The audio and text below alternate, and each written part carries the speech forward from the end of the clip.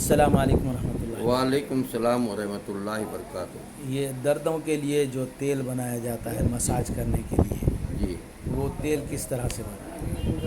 اسے سرسوں کا تیل کتنا لینا چاہیے؟ 1 کلو اور تل کا تیل 1 کلو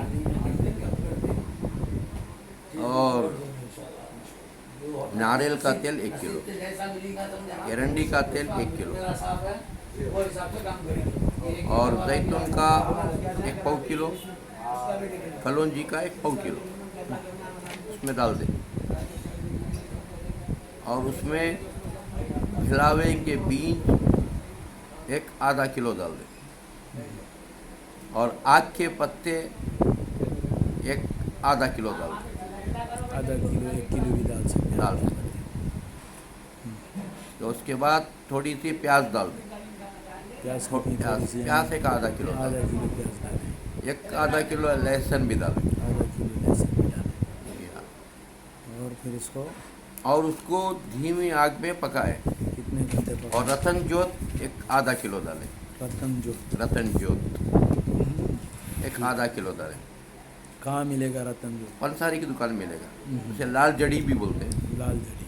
رتن جوت بھی بولتے ہیں۔ تو ڈال کر اسے دھیمی آگ میں پکائیں، کتنی دیر؟ اتنا پکائیں کہ وہ آگ کے پتے خاک ہو جائے، کالے ہو کر،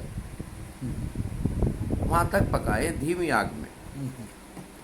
پھر اسے چھان کر جو ہے ایک باٹل میں رکھ لیں۔